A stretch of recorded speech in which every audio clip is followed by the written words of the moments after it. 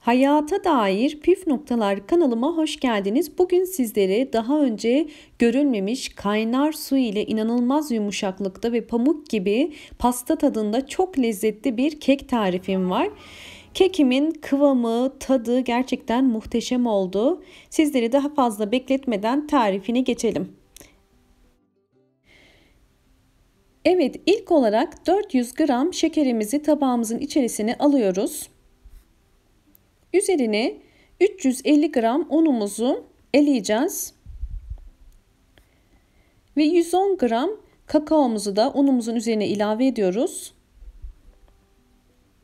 10 gram kabartma tozu ve 10 gram sodamızı da üzerine koyacağız. Bunları eleyeceğiz.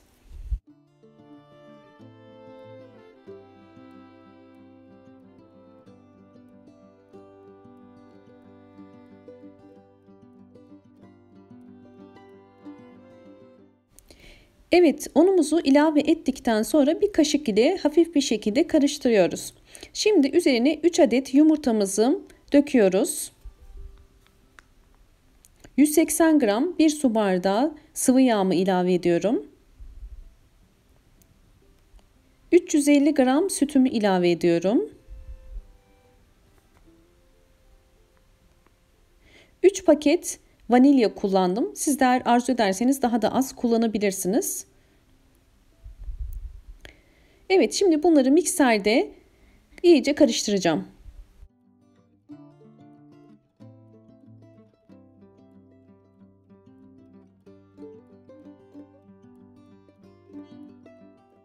Evet, mikserde iyice çırptığımız kek harcımızın üzerine şimdi püf noktamıza geliyoruz. Kaynar su ilave edeceğiz. Bu nokta önemli. Kaynar su ile yumuşacık bir kek elde etmiş olacağız. Ocakta kaynarken aldığım 1 su bardağı suyumu gördüğünüz gibi kekimin üzerine yavaş yavaş ilave ediyorum. Dikkat etmek gerekiyor çünkü çok sıcak olduğu için sıçrarken yanabilirsiniz. Şimdi mikserimi kapatacağım ve önce en düşük ayarda yavaş yavaş çırpacağım. Evet, gördüğünüz gibi yavaş yavaş mikserimin en düşük ayarında çırpıyorum. Daha sonra yükselteceğim. Kıvamını alıncaya kadar mikserde çırpıyoruz.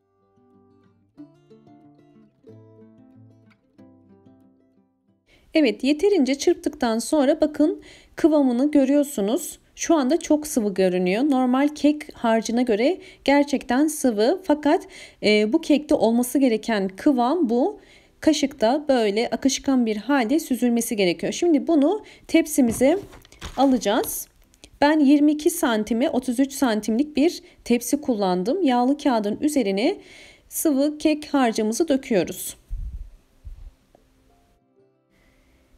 Evet, şimdi tepsimizi hafifçe tezgaha vurarak kabarcıkların çıkmasını sağlayacağız. Ve önceden ısıtmış olduğum 180 derece fırında yaklaşık olarak 20-25 dakika kekimizi pişireceğiz. Evet, şimdi kekimizin çikolatası için 300 gram sıvı krema kullanıyorum. Kremayı kaynama noktasına gelinceye kadar ısıtıyoruz ama kaynatmıyoruz. Kaynama noktasına gelince altını kapatacağız ve üzerine 250 gram bitter çikolatayı ilave edeceğiz. Ben bu şekilde küçük parçalara ayırdım. Daha kolay erimesi için tabağımıza koyup üzerine de kaynama noktasına gelmiş olan kremamızı dökeceğiz ve ganajımız hazır olmuş olacak. Evet, kremamız yeterince ısındı ve şimdi çikolatamızın üzerine döküyorum. Gördüğünüz gibi kaynar gibi ama kaynamadım. Şimdi bir kaşık ile kıvamını alıncaya kadar karıştırıyoruz. Zaten eridikçe kıvamı katılaşacak.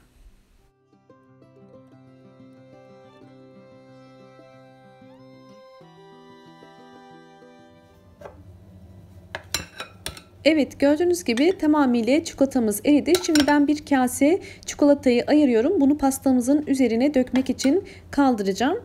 Diğer kalan yarısını da soğuk kremanı ile karıştıracağım. Evet, bu sırada kekimiz de pişti. Soğuması için bir kenara bırakıyorum. Evet, 300 gram soğuk kremayı tabağımın içerisine alacağım ve mikserde katılaşıncaya kadar çırpıyoruz.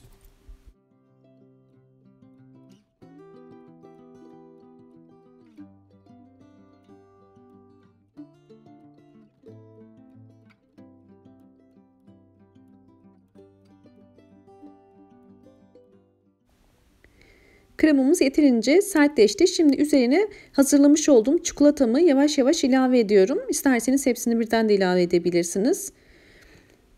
Hepsini ilave ettikten sonra mikserde yüksek hızda tekrar katılaşıncaya kadar çırpıyoruz.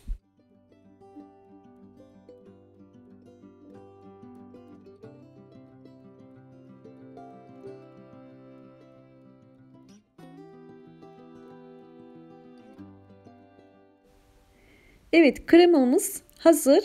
Şimdi kekimize geçiyoruz.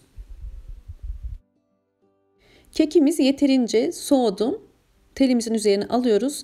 Kıvamı gerçekten çok yumuşak. Bakın göstermek istiyorum. Gördüğünüz gibi sünger gibi yumuşacık kekimiz. Şimdi bunu ortadan ikiye keseceğiz kekimizi. 2 eşit parçaya böldükten sonra diğer parçaları da 2 eşit parçaya böleceğiz. Yani toplamda 4 parça olmuş olacak. 4 katlı yapacağız.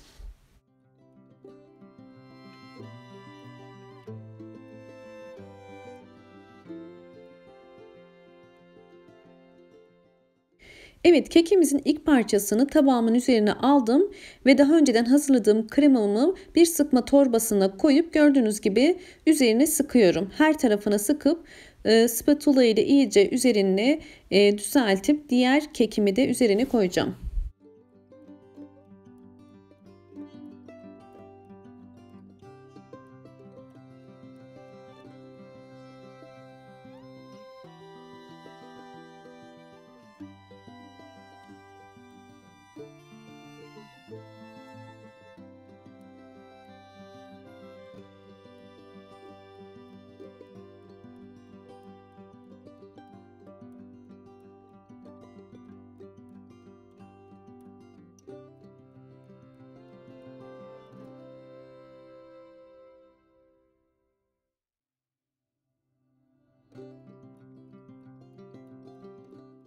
Evet, kekimizin son katını da koydum ve üzerine kremamı sürdüm. Şimdi daha önceden pastamızın üzeri için ayırdığımız ganajımızı da çikolatamızı da döküyoruz. Bir spatula ile yavaş bir şekilde her tarafına çikolata gelecek şekilde spatula ile düzeltiyoruz. Evet, kekimizin kıvamını alması için en az 1 saat dolapta bekleteceğiz. 1 saat sonra dilimleri ayıracağız. Yeterince soğuyan kekimizi gördüğünüz gibi kenarlarını keskin bir bıçak ile ince bir şekilde hafif kesip böylelikle kekimizin daha pürüzsüz görünmesini sağlayacağız. Kalan parçaları da zaten çocuklar yiyecektir. Evet, almaya başladılar bile. Evet, kekimiz şu anda hazır. Gördüğünüz gibi gayet pürüzsüz ve güzel görünüyor. Şimdi kekimizi ilk olarak ortadan ikiye keseceğiz. Daha sonra da istediğiniz büyüklükte kekinizi kesebilirsiniz.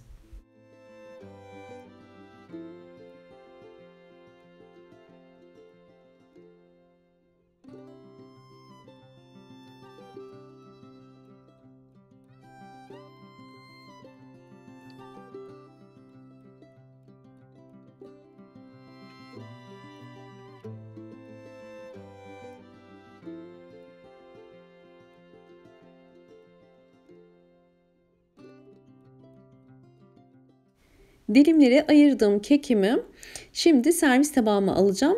Daha önceden iç kremasından biraz ayırmıştım. İç kremasıyla üzerini süsleyeceğim şimdi. Bu kek gerçekten bugüne kadar yaptığım en güzel ve en lezzetli keklerden de. Ailecek hepimiz çok beğendik. Sizlere de mutlaka tavsiye ediyorum. Eğer videomu beğendiyseniz kanalıma abone olmayı ve beğen tuşuna basmayı ve gelen bildirimlerden haberdar olmak için zil sesini de açmayı unutmayın. Hoşça kalın. Sağlıkla kalın.